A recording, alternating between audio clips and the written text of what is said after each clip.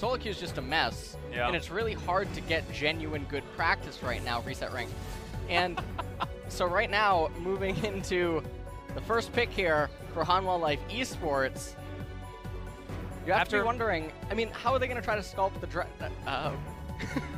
Don't have a heart attack yet, because it's not going to be picked. It's not going to be locked in. Ezreal is available. Don't worry, we're okay. Normalcy has hit the rift here as Sungyun going to be piloting the Ezreal. He has had a decent performance so far on the pickup here, only been able to play it 3 times, and only been able to pick up 1 win. But that 1 win was impressive when we did see it. Sungyun not necessarily known as one of our key Ezreal players, though, so Afreeca with an opportunity to play around it. Lissandra being looked at here. Would be heading most likely towards the mid lane and is going to be locked away. So certainly a set piece is Urgot. I mean, you can just grab him if you want to, but the Galio also up and can be put into the hands of Senin. And now Hanwha Life Esports are a little bit worried about this Ezreal pick, because if I cast my mind back, if you think about what Sol was known for, it was Kalista, and he was goddamn brilliant at it. And what has it been paired with?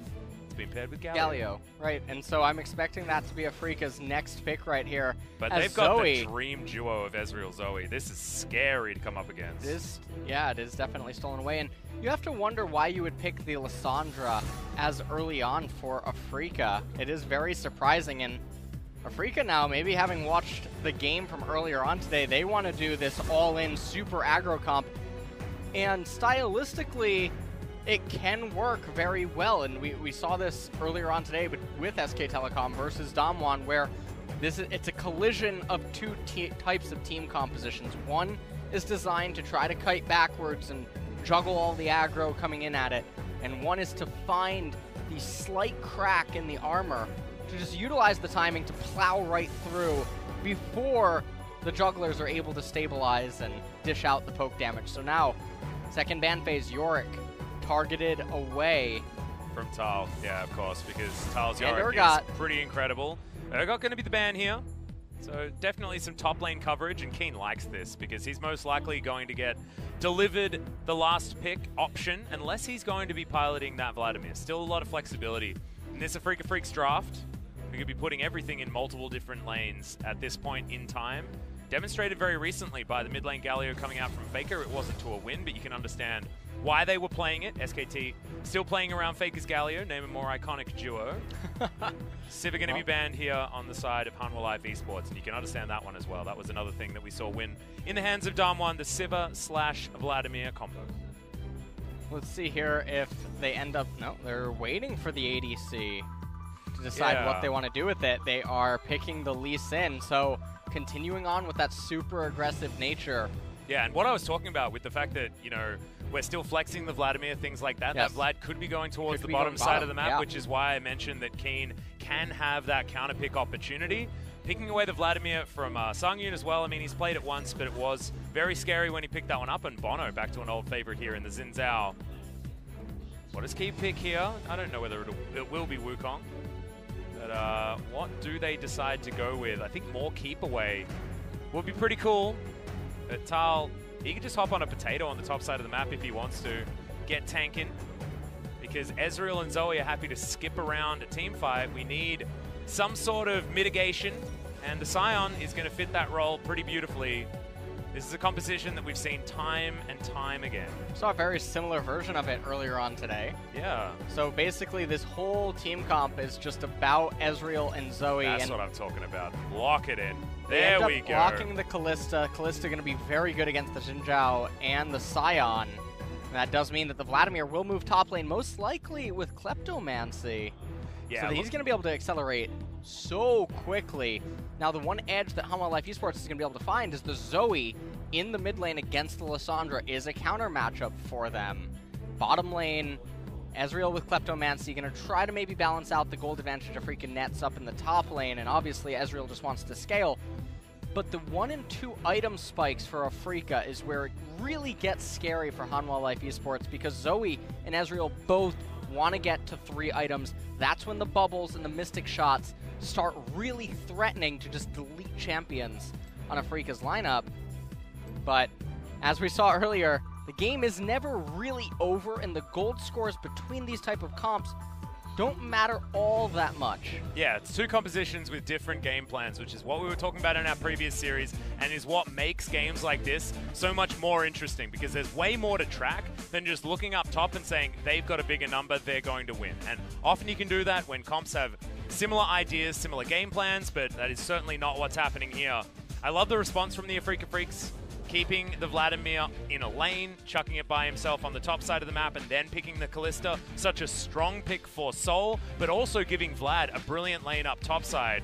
But I'm glad you mentioned the Zoe, because I feel like mid-priority is what most teams play around, and that is exactly what Hanwha managed to get in what is a team composition that can transition beautifully into later stages of the game as well, if they can kite back and take control. A lot of things to talk about here for both of these teams. Let's hear from the fans.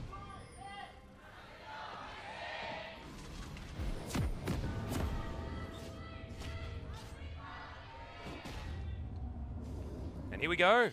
Rookie Sennen paired with Soul, who's got a lot of experience, but not necessarily at the top tier of LCK thus far, but dodges his first skill shot. There we go. Nailed it. Cut the video. We're done. Successful re-debut into the LCK for Soul. You play Magic the Gathering Atlas? No, I don't. I feel like that's the one thing that we're missing synergistically. I think you need to just get on that. Arena is free to play. Well, my problem is that, you know, I already spent way too much money on Hearthstone, and so if I need to be buying cards and stuff like that, I know how much those things cost. I would honestly say Arena is much more free to play than Hearthstone. Okay. I really do think so. But if I'm going to play a card game, I'm going to play the game that I put about $1 bajillion into, you know? Well, let me give the chat an analogy really quick. All right, give the chat an analogy.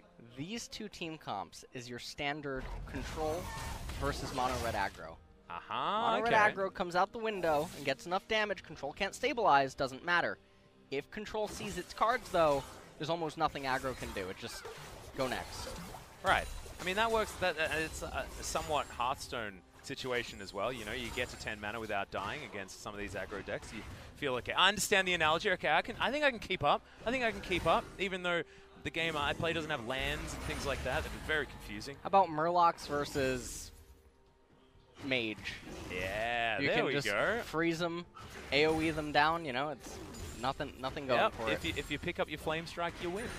Nicely said. All right, well, there's a lot of people that we've alienated in the chat who don't play card games like that, but hopefully there's a lot of people that now understand what these two comps want to be doing.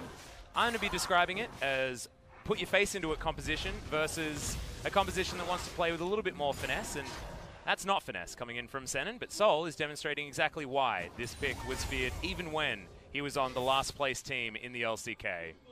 Felt like you banned away Kalista, and everything was fine back in, I believe, 2017 for Soul. How are you feeling about these skin choices down here in bottom lane? We got classic Tom Kench. We got I don't care because there's a chicken. And as soon as Chicken Galio's picked up, it's just the best. And you know, I'm a bit in two minds about Kalista in general, because I think base skin actually looks close to the coolest. Yeah. For Kalista. But I like Bang's Kalista skin just because Bang was so good at Kalista. So it's not necessarily about... Oh yeah, Blood Moon's also pretty cool. Blood Moon's really good. Especially when you've got Blood Moon Thresh as well, and then like, oh, you feel like the control's there. That is indeed the best skin combo. What do you think is the best skin in the game? The best skin in the game? Yep. Oh man, this is a loaded question. And it's evolved a lot of times. It has a correct answer. It does? Yeah. Oh. I can't think of one that stands out as the best. BMO. Oh my god, no. You could have said so many things. You could have said so many things. And that's not that. What? No. I mean, it is the most played Teemo skin. I did see that stat, as posted thanks to League of Legends on Twitter. However, I wouldn't have chosen that one. There's the Recon Teemo, there's Cottontail. Yeah, there's a lot of Teemo options. I don't even think that's the best Teemo skin, let alone the best skin. And it's definitely not this skin. So Keen has probably the worst Vladimir skin in the game. It's just like they took off any hair texture. That's straight up what it is. It's like we couldn't be bothered giving him hair. And let's make his whole suit black. Like, that's the Vladimir skin that we're getting ourselves just there. Triggers a lot of people. I use it every game. Every game. Isn't this the rarest Vladimir skin? Yeah. It is. It looks terrible. No one would play it. And also, you can't get it outside of Hallow's End. And I don't know why, but I was really sad that I couldn't get it outside of Hallow's End. Might have been because the splash art looked cool. I don't know. That's a question. What's your favorite Halloween skin? That's right. I'm learning a lot about you today. It's definitely Spooky Nocturne. Spooky Nocturne is easily the best. That one is pretty good. He's got his little troll face. And Spirit uses it every game. Yep. That makes me very happy. What about the pumpkin head fiddlesticks? Also a fan. That was one of the first ones that I bought, actually, out of the Hallowed skins, apart from Kitty Cat Katarina. Senin uses his Justice Punch very nicely there to tank up some damage and allow Sol to go back home. He has gone for the Hail of Blades, which is what we saw out of Teddy, and he has gone for this back timing where he hits 40 CS and goes back and gets Berserker's Greaves as soon as he possibly can. I can understand that. It is definitely high value on the Kalista, but it will mean that the lane shove comes in for Sangyun at about the right time as well, because he gets all of his mana back and can go and get himself a Sheen. So not going to be worried about it on the side of Hanwha Life. Senin comes on down and grabs himself a bit of the farm before he goes back home as well and allows the Kalista to farm. So bringing it back to the video game at hand. Not a whole lot is going on. Dread is pathing towards his own jungle yet again. Just got some deep vision down, control ward and a regular ward.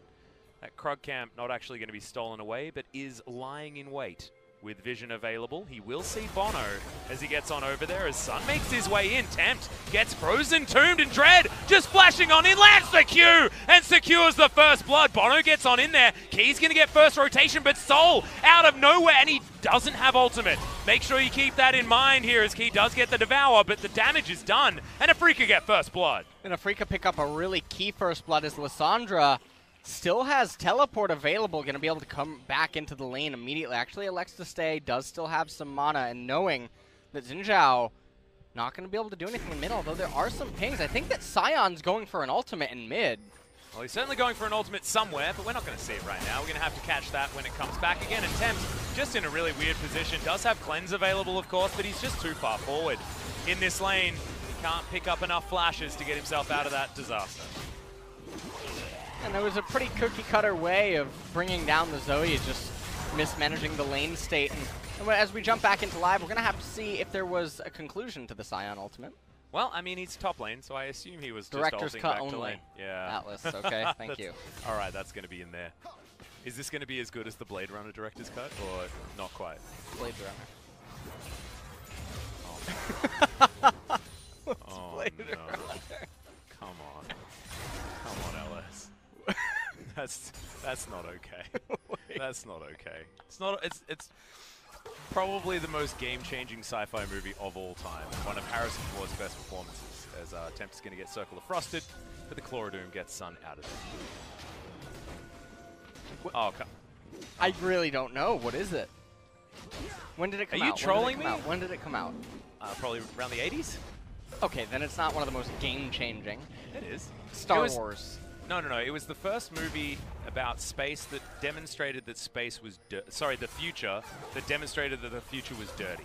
And Star Wars actually isn't about the future. It's just it's a long time ago. It's about the future. Yeah, no. But like, so it actually changed a lot about what people expected from sci-fi. Because sci-fi before that was all like everything's clean and sort of sterile in the future and things Chrome like that. And stuff. Yeah, and everything looks new because that's what you think about the future. You think that the future's new. But this demonstrates that it doesn't have to be new. You know, as I get older, the future looks worse and worse, mostly because my eyesight keeps getting worse. So everything starts to lose detail and looks more dull and gray. Well, I mean, obviously, eye problems shared between you and the director of Blade Runner. Because he had that brilliant idea, and it might have been because the future was getting worse and worse as he was going as well. Not entirely sure. But you should watch the movie, and definitely watch the second one as well that came out very recently, which was Blade Runner 2049. Also a beautiful film. One that I was a fan of is Tal is battling against Keen here, but it's only going to get worse and worse as this goes on. It's Kindle Gem picked up first, couldn't quite get towards the Fiendish Codex, could Keen, but that means he's only missing 10% CDR, and then he's in the Promised Land, soon going to be level 9, and that's when Tal's just going to have the worst time ever. Wondering when he can go back and build as much magic resist as possible. That will make his life against Sol and Dread not as fun at the same time.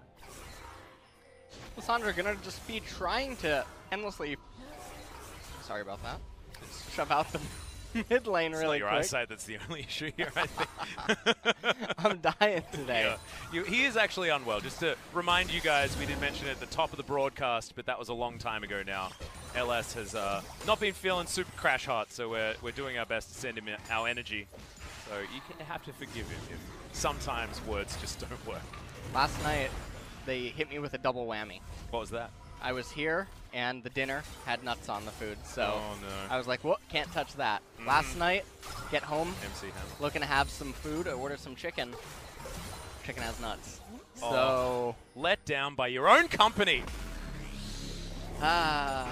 Oh, man. Well. And we're also let down by this train always being used to get back to lane. It's going to be a Durham's Fist as well as a Catalyst picked up by Tile, so he's gone a lot into getting himself more health, not necessarily a lot into getting himself more magic resist, which is an interesting one. See how that one pans out for him. He is up against Keen. Can be a rough time, but means that Keen will be doing very close to true damage now with Soft Boots completed. In goes Bono. Oh my god, the three-man taunt from Senin as Sol's able to get lots of sticks in there, but it's not quite enough to lock down any kills. Sun will turn up in time as the Claw comes forward. Does have Flash available, but holds on to it because he don't need it. Afreeca Freecs their second kill, and it looks real clean yet again. And Bono ends up going so down, much. but Zoe and Sun has to Ezreal. flash. Exactly right. Tempt does hijack himself a flash right now. We know that Zoe's are super good at being able to get things like this done, but the taunt is used point blank there from Senin and avoids any extra damage from Tempt, but this does mean that the Dragon resets and priority goes over to Hanwha Life. And so even though Afreeca have a slight gold advantage right now, you do have to remember that their team composition is going to be spiking in the next couple of minutes here, and they're going to be looking to really go for something as we take a quick look at this replay. Excellent taunt by Senin. And it looks like Afreeca really just wanted to capture this Mountain Drake, but Sun, you can see, is really forcing the agenda in what otherwise should have been a free mountain capture. And then after this, it was very easy for Ezreal and Zoe to repel the remaining members of Afreeca. Yeah, Zoe making her way in there was the real big deal play here as Senin turns around. But as you can see, Afreeca are going to get back to this Drake. It's not Hanwha that are able to actually take that one down. So no harm, no foul here at this stage. And as we look at this game, as it plays out, it does feel like Hanwha are on somewhat of a clock because there is a Vladimir in the game. I know it is largely some play-by-play analysis where I see Vlad and I'm like, late game, all right. But, I mean, of course, if you play around a Zoe correctly, you can certainly win some of those late skirmishes as well. We have seen it. It's just a little bit more difficult when there's that Hemoplague threat always looming in the background, even if you chose the wrong skin. Now at this point, the game will slow down temporarily as Infernal will be coming up in 4.5 minutes. That's a very, very high priority dragon for both of these teams. Ezreal and Zoe obviously want to get it to amplify their ability of just poking and withering away at the Afreeca team comp, but Afreeca obviously wants it for their all-in potential, as every little bit of damage counts during those few seconds that they're all just trying to go off at once. And right now, during the Hemoplague, right? You need to be trying to get it down during that Hemoplague. And I think that this Mountain Drake is actually very important for Hanwha, because if Afreeca gets it, then they get a lot of Baron control, because Kalista is, of course, on the team as Bono looking to come in, but Keen hiding behind the wall. The kickback does land. That's a phenomenal devour coming in from Key, as Dread does secure the Rift Herald, and they lose the Tahm Kench. There are kills going everywhere. A double for Vladimir. And Keen, one of the remaining members that has not been swapped once on this squad, demonstrating exactly why. Yeah, and a lot of people have argued him to be one of, if not the best top laner in the world at several points throughout the last couple of months, and so no surprise there to not see him. Well, that was a really weird replay bug. Shelly gets confused. Yeah, no, I mean, it makes sense. Yeah. Yeah. And basically, Afreeca, at this point, they managed to somehow convince Hanwha Life to take a fight in front of the Herald, and this is actually an example of Hanwha Life not really assessing the two team compositions accurately enough, because even if the Rift Herald goes down, it's not the end of the world. The Hanwha Life Esports team comp can fall behind several thousand gold and still be okay as long as Ezreal and Zoe get to the point where, as long as you land the bubble, everything's going to be A-okay. And so they panic a little bit and try to go to the Herald to contest it and end up giving up a few advantages. Yeah, and I feel like, yes, they can get behind, but they also really don't want Keen to get accelerated. Because a Vladimir that can take control of a mid-game is something that they just won't have the damage to actually be able to deter, right? Because these trouble bubbles need to be able to secure paddle stars that are going to murder you. And you can see Tempt with just the one item up against Sun here, who's already built some health in the Proto Belt. He's able to shrug off a lot of that damage despite being a few creeps behind. Certainly exactly what you want out of this guy is Keen. Free damage on top of Tal. He has taken Phase Rush, so a lot more respect given. Not going for the Kleptomancy like you said he certainly had available to him. No Frostmancy available, guys. Remember, we do finally have the hotfix. Thank goodness. Yeah, I mean, the Phase Rush does definitely help with making it a lot easier for him to wiggle into the backline. Yeah, it's about backline access here for Keen and being able to get himself around once he's there. Saw that already working as he activated the Phase Rush very, very early by exploding Bono's health bar. And you see, he's got the dream amount of items right now. He's got his stopwatch as well as Proto Belt for the utility, and he's got the extra cooldown reduction from the Fetish Codex and the damage from the Sork Boots that you can get yourself there. With those runes, it's okay. A lot of damage coming down as Keen. Key going to be the focus. Soul, just delivery of the Gargoyle, and that's all too easy. Tempt lands a lot of damage, but it's just not enough. And look, if you think about it, that's exactly what we were talking about. In a different game state, Sol was dead right there, and Hanwha can go back in. Oh. Sangyun over to the side as Sun trying to get out, has already flashed, and that is a kill secured there by the Ezreal. And this is what Hanwha fans need to happen this game. And right now, after all the dust settles, it's going to be an Infernal coming up in about 45 seconds. Thal trying to clear the mid lane.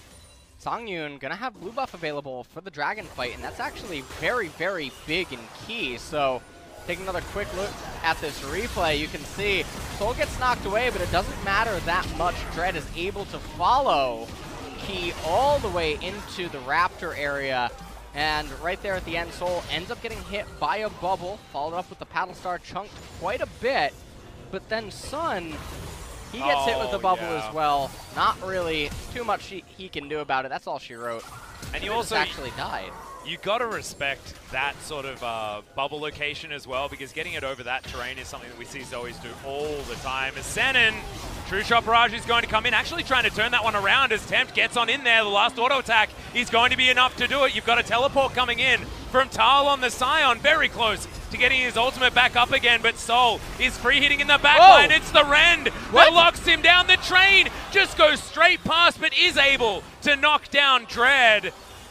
We still do have a Callista up here, but that Infernal that you're talking about has also just respawned. Senin, Hero's Entrance, is going to be available. He can get back in sooner than you'd expect.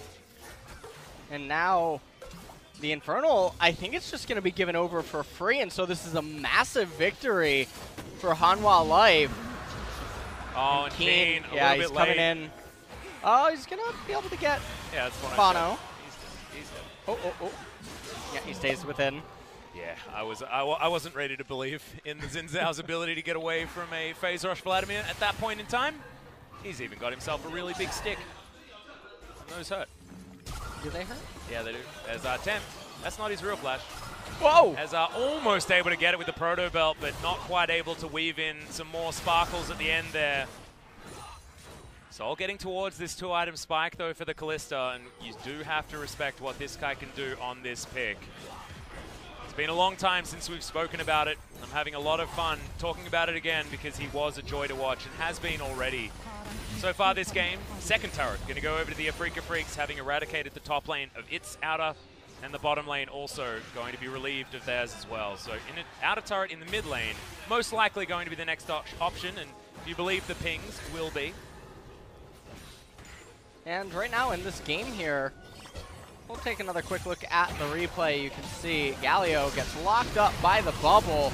Tries to go back in, doesn't do anything with the Justice Punch. Tempt, really quick to pounce on that error, as it was a full-on retreat at that point. Tahm Kench came in, wanted to make a quick donation off the tomb, and then right here, Soul flashed out of the way, I guess respecting Zoe and Ezreal's ability to maybe kill him during the CC of the Scion, and then Bono not having the best of games here in game number 1. Not so much Hemo play going down before the Tides of Blood explosion as well, just to maximize the damage. Love to see Vladimir play correctly, as Key feels like crab for dinner today. And as, you know, as someone who also lives in Korea, I know that crab in this country, pretty delicious. Do catfish eat crabs? Probably not. Probably not. Catfish do a lot of fossicking. So what is on my screen right now? The catfish. Yeah, but Key, piloting the catfish, is the one that told him to go and eat the crab. So it might have been, you know, a bit of, like, I don't want to do that, says I'm not the catfish. impressed. All right. Not impressed. He's just not role-playing well enough? Well, he gave it to the human. Yeah. Human ate it. That's true. That's true. See? It's just a...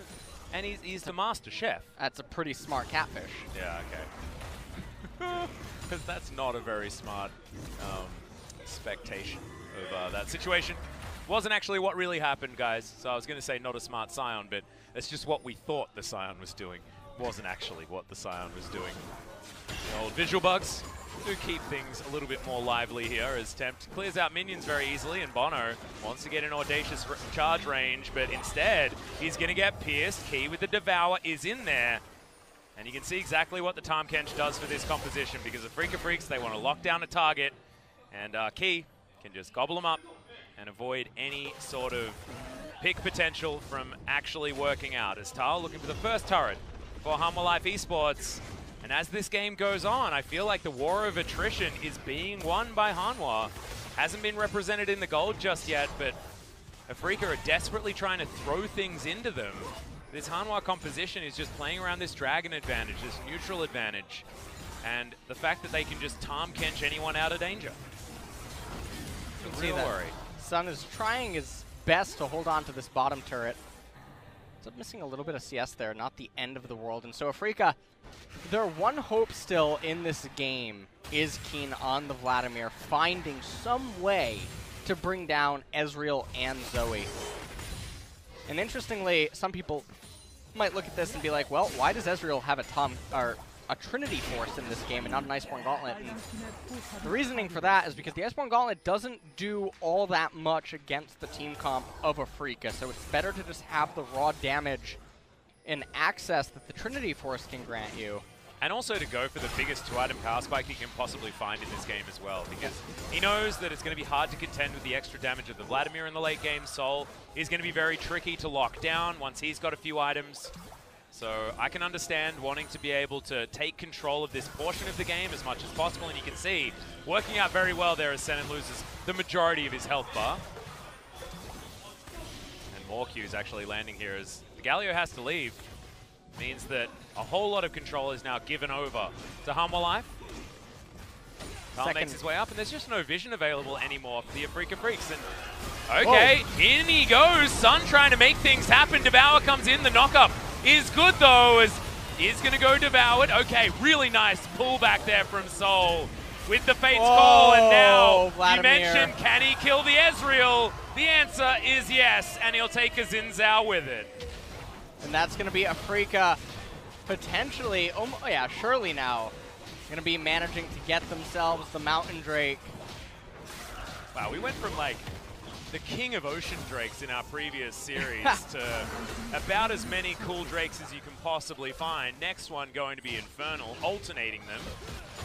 As Mountain into Infernal seems to be the way to go, as Dread not going to get hit by those buttons that Tempt is throwing out, but this is Tempt's time to shine as we move towards 25 minutes. That's when all of these bubbles need to be landing, and Afreeca needs to be one man down almost all the time. I don't watch all the games in other regions, but sometimes I do see games, I check their post-game results and I see that it ended somehow in 23 or 24 minutes. Yeah. And I just wonder how. What is actually going on? Because in LCK you can see that the champions for the most part, can wave clear well enough, and due to the lack of items available, you can't really just run down the Nexus super early. But taking a look at this team fight, just watch Vladimir.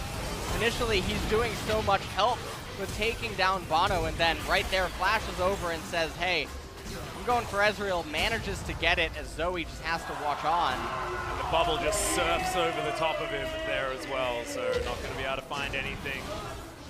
The pool party not going to be able to be any match for just the pool.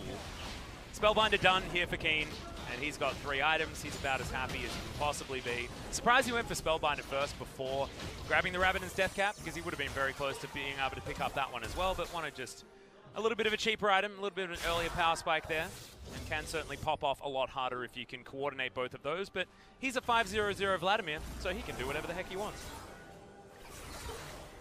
Now at this point, both teams will likely just continue to posture until that 3rd Infernal Drake ends up coming up. Look at the stacking of magic resistance on the side of Hanwha Life, and this is primarily because, yes, Kalista is threatening, but the real threat that you have to deal with is the Lissandra engage and the Vladimir AoE, because if you can manage to weather that storm, Zoe and Ezreal can eventually bring down the members, and Kalista just doesn't matter. She's sort of a supportive champion in this type of a team composition, interestingly enough. And Hanwha Life need to build towards their win conditions, right? And their win condition is destroy Sol and then kill the rest. You know, like, they're going to jump on top of him because, as is the Kalista rule just in general, you've got to kill her in one rotation of CC, otherwise she just bounces away and she's very frustrating, and then she presses Rend and everyone dies. You know, things like that can happen. So hopefully, in Hanwha Life's dream scenario, Sol just doesn't exist in a team fight. Well, that doesn't sound very nice. Well, not very nice for Sol, but it is nice for anyone that wants Hanwha Life to win this game. And, you know, there's a lot of opportunities for Hanwha to be able to do that. They've got a lot of non-committal CC that they can throw out in the bubble. And, of course, Sungyun being able to get a sneaky Mystic shot in the right position. A lot of vision, though, top side of the map here for Hanwha Life Esports. They're not exactly a team that looks built for taking down the Baron, but their ability to catch a team in a Baron pit is certainly very, very high. Keen right now trying to just make the most out of his temporary priority down there in bottom. Not going to be able to really find anything. And look at the control ward spread for Hanwha Life as Key uses the Abyssal Voyage to get back into mid lane and back into the lull state here, Atlas. Yeah, we are definitely lulling.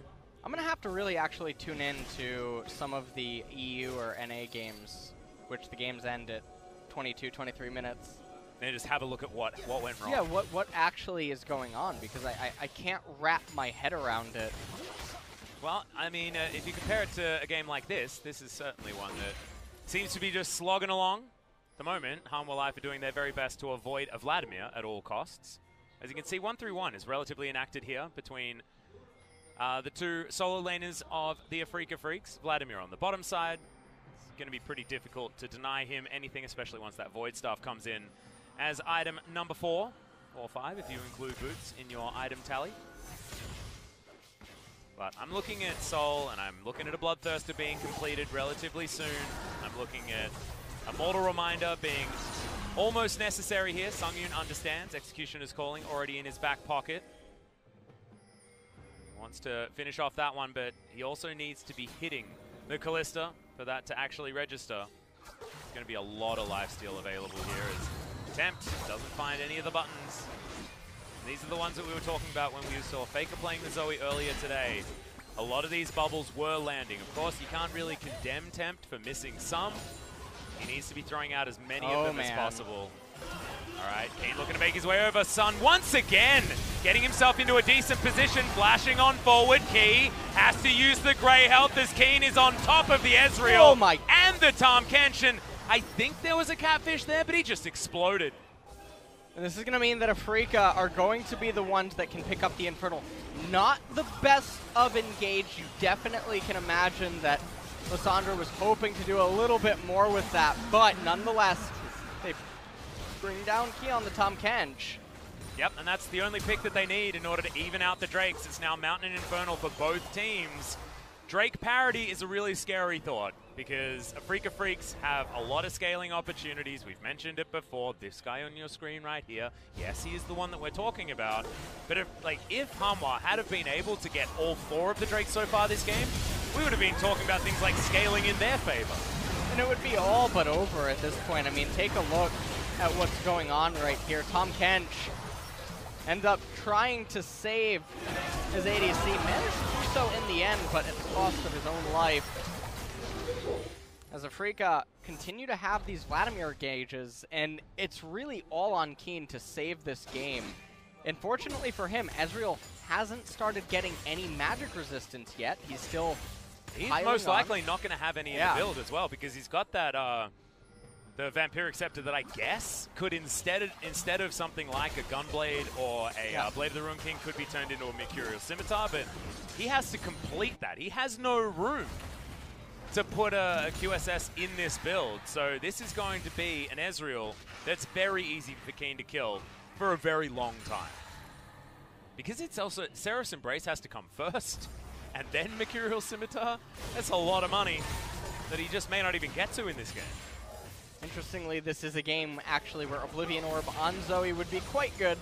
There's no magic resist to be seen. There it is. Nicely done. Morellonomicon going to be the item of choice for Tempt, and certainly going to help, along with the Executioner's Calling it, trying to slow down and stun the Vladimir and Lissandra, and even the Callista healing. She does have the Bloodthirst. Oh, exactly. Double lifesteal to come in, most likely triple, as the Mercurial Scimitar is surely going to be in there. Of course, a favorite one for Callista players is Outer Turret in the mid lane finally going to go down, and Afreeca feels like they're playing with a lot more confidence.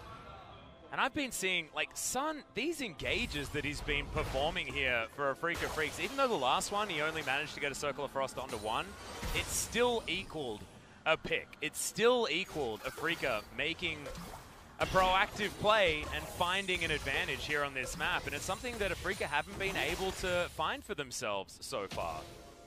I just find it so strange that UCAL is sitting on the bench after his performance in 2018, but if I'd only seen this year, then I could understand completely why he'd be putting a guy that used to be on Ever 8 winners in instead of him. It's a strange and wonderful world we live in. It is. 2 minutes until another Infernal Drake. And we saw this earlier with SK Telecom. Because of the dynamic of this, it's really who gets the Baron first that can dictate who wins the game. Yep. And the gold at the top doesn't really matter. Does Vladimir and Lissandra blunder the engage? And if they do, Ezreal and Zoe will make quick work of the team composition. But if Ezreal and Zoe can dish out enough poke, then the rest of Vladimir's team can't engage with him, and then that's how they fall apart. And it's basically just this giant balancing act. The problem is that the Vladimir that we're talking about, the Vladimir in question, if you will, is 600. Is that good? 1,000 gold bounty, and very close to full item build at 33 minutes into the game, plus an Infernal Drake and a Mountain Drake, and most likely inside track on the next Infernal Drake and the Baron, and they've got Soul Vision. Like, it's just feeling worse and worse for Hanwha as this game goes on. And so, I mean, is that a strong Vladimir? I'm going to go with strong. Let's lock in strong. I was wondering why you were looking concerned at me. You're just waiting for that one line. I love it. Perfect. Keen. Oh, he's going to take some damage there, though. And that's what I'm talking about. If Ezreal can land enough of these Mystic shots before the fight can go off. Well, I mean, Tal, he's the one that's going to get engaged on. Probably the only one Hanwha Life want to be engaged on. And that means that Afreeca do have to back away. Sun holds onto his ultimate. Everything is fine, and we're going to reset. Keen, when he comes in, he's going to have to hit that pull relatively quickly, or the Zhonya's, whichever one comes first. They are pinging the Raptor camp, suggesting that maybe Keen can try to wrap around from there. Checking it with the Mystic Shot. He's going to show himself down in bottom. Yeah, it does have teleport available as well, so that flank is still something that they have to respect. You can see already Hanwha are moving over towards this Baron pit, but they are going to bait it. Oh no, held on to. Okay, we're going to start this one off. It's immediately seen, and look at how much damage this is taking right now. Claw going to come in as Sun gets his way into the pit. Can we get there? It is going to be stolen! Somehow Dread makes his way into the Baron pit. Sun is most likely going to fall, but it's going to need a flash from Tal to get out of there as Sol able to jump around this fight still, as Tal will be zombie mode in the back end very soon. The Rend does come forward, and Keen finally makes his way towards the fight. Vladimir! Did you miss me? Quadra kill for the Nosferatu man. Yeah, he's looking for the Penta. Don't think Thal is going to give it to him, but what should have been a Baron for free for Hanwha Life, that teleport from Vladimir was too late to get to the Baron, and then Dread with the fantastic steal. Dread came from Baron so far away. Oh my god. I wasn't expecting Dread to be able to actually get in there and steal it. When it was his name that came up on the Baron, I was like, well, how was he even in the pit? This is ridiculous. But Safeguard, of course, pretty damn good at closing distance and must have landed the Q that they needed. Insult and injury have been friends this week, as this Infernal Drake is going to mean they meet again. Just want to take a look at this. Kalista has 333 AD. Yeah, all right. Yeah. All right. That's cool. a lot. 324 now. Yep. Quick math, by the way. Some big damages. Taking another quick look at this. Look at Dread. He comes in, gets the smite. Oh, man. So clutch. And you know, we've had a day of Baron Steel. We have. Today, Atlas. And look at Vladimir coming. And Zoe, tempted to not want any part of that. Didn't really matter. God. He's just so big. Look at that flash forward. I mean, there was a Xin there. But it's just too much. You barely need to channel the tides of blood to do it.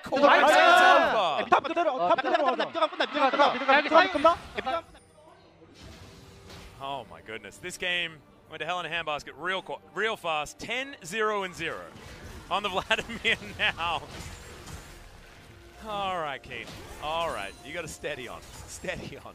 The balancing act right now, though, is can they hold off for a minute and a half? Because, like we saw earlier tonight, it's not over.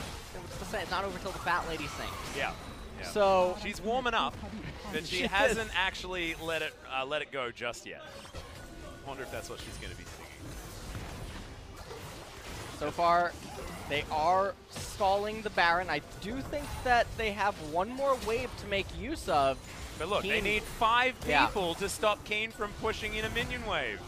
This is going to be the bottom inhibitor turret falling in. Unlike in the SK Telecom series, Afreeca, they're going to get 2 really valuable inhibitors. Yeah, bot lane inhib. Like you mentioned earlier on, certainly worth a whole lot, especially when you're going to be playing around Baron buffs. Next one's going to be an Elder, but that's going to be in 3 minutes' time. 20 seconds to go on that Baron, but they've broken the base in 2 places, the 2 ideal places. That's a high-value True Shot Barrage, but that's the most value that Hanwha Life have got in the last, what feels like 15 minutes of this game. Oh my god. Sol it's almost impossible to kill him. He's got a Guardian Angel now, as well as his QSS, and he already hasn't died so far this game. 1-0-8, feels like Keen's been stealing everything from everyone. Yeah, and Vladimir is just putting on so much work. 878 AP. What the heck? Tides of Blood, 0 channel does 500 he damage has to blue buff. Transcendence, so he just got AP from blue buff. Yeah, of course. Nice. That's how you do this build. That's yeah. That's why you only need 20% to get to 45% CDR. That's it's just cool. stupid. Yeah, it's really cool. It's great. Why is that stupid? Tell me why. Break it down for me. I feel like you need to build closer to 45% CDR in order to get 45% CDR, you know? We need to get the balance team on here. I think we need items that just give 30% out the window. Upgrade Frozen Heart. No one builds that item anymore anyway. Whoa, that one did a lot more than the last one. That would be interesting. 30% Frozen Heart? Yeah. Someone might actually build it again. It doesn't sound balanced. We see it, you know? Sometimes, there was that time when that Scion built the Frozen Heart in a different region. Probably why he built it. I won't mention which region I was watching as well, because that's only going to make things worse for my argument. Raven's Deathcap's done for Keen. When is he going to sell his boots? And just buy more AP. So, right now, he's killing a Rift Scholar. Not entirely sure why. Because, oh my god. Why not? The Crimson Rush just critted for over 1,000 damage. Do you think Vladimir's like Edward Cullen? When when he just eats animals. I mean, they're both vampires. Don't even tell me you didn't watch Twilight. Of course I did. Vladimir's not a vampire. He's a hemomancer. I was testing you. He's a hemomancer. Yes. Yeah. Isn't that a vampire? Basically. I mean, he may as well be a vampire. He now has he has the Nosferatu skin. Right. So in this particular iteration game, of the universe, yeah, he is in fact a vampire. That's how that one works. Twilight was a great story. No? Just leaving me hanging, huh? Yeah. I'm going to let that one go for reasons I'm not going to discuss right now. As Keen might actually be caught out here. The Hemo Plague does go down, but look at how fast he goes. What the heck was that? Spellbinder as well as the Phase Rush, and he's booking it. He's going to be able to use his dash cannon, get out of the way to the side, but that's a lot of buttons now that he doesn't have. Can still go golden, but Spellbinder being on cooldown and needing to recharge is certainly something that Hanwha Live can now play around. Interesting that that's what we're talking about as the big takeaway, as Keen has both of his summoner spells and Zhonya's still available. Now the Baron. Another high-value True Shot barrage. It is started. I talked about this last time. When you are the smart team composition, you want the Elder, because even if the enemy has Baron... Wait for this. Sun's going to be able to claw his way in. Hero's Entrance is going to be available as well. Can we actually start the fight? Hero's Entrance, good double knock-up, but not a lot of follow-up. In comes Keen. Does have Flash, like we were talking about. Key blast cones his way back into the pit, and this could be just the eradication of Hanwha Live. Sangyun over to the side. He's looking to try and take down Dread, but Dread ain't doing it. It's the flash forward from the Vlad Tal against the World, but the World's going to beat you this time because the World has that huge Hemomancer on the top side. He's running away. He wants to be somewhere else right now. Yeah, he wants to get to the Death Chamber as quickly as possible. It's like zombie mode. No, I don't want this. I don't want this. Not like this. Well, that is going to be the Nexus turrets falling. And what is going to be the analysis from this game as well, because the Afreeca Freecs, they came out, they had their old roster, they had UCal, they had aiming down towards the bottom side, they had a great performance against Sandbox Gaming, came up with a 2-1 victory after so many losses in a row. And now they've taken out Hanwha Live Esports behind this gentleman right here. But I want to talk about what the new additions to this squad have actually brought. Sol demonstrated that he's still pretty busted on Kalista. Still a very good Kalista player. And Sun has done what UCal hasn't been able to do all season, and it's play with reckless confidence and engage potential on this Lissandra. Because honestly, it felt like a game of volleyball between Sun and Keen. Sun had just set them all up, and Keen would smack him down. And Keen managed to find a lot of clutch flanks, but then also Dread with that Baron steal. We can't forget about that either, because it really did look like Afreeca were just going to give away a free Baron. That's a good point. Teleport came in really late from Keen. Didn't matter, though. He managed to pick himself up a quadra kill. Not impressed, not a penta.